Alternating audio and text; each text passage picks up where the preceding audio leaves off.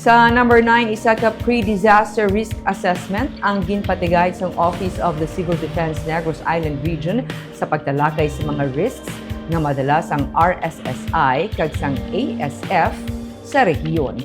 Ginpamunuan ni Regional Director Donato Sermeno III ang pre-disaster risk assessment of the mga concerned agencies para man matalakay ang sitwasyon kag ang mga tikang nga ipatuman. Sunod sa OCD sa datos ng Sugar Regulatory Administration kung SRA, mga 16,000 hectares sa 501 barangays ang ilang nga na-validate nga naapektuhan sa red stripe soft scale insect.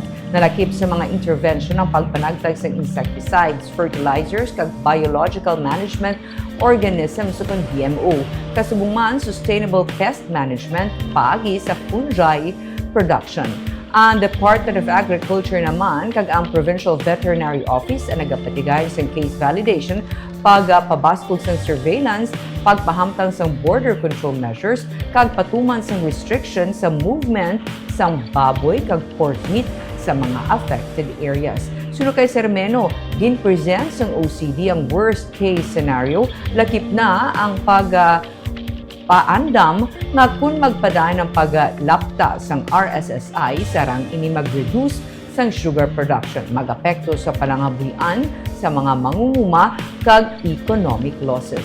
Ang ASF outbreak nga uncontrolled mag-disrupt sang food supply chain, makadula sang hog industry kag makapasaka sang presyo. Lantaw nato ng possible nga ang worst case scenario bala kung magpadayon ng infestation bala sang red RSSI ang red stripe soft scale insect.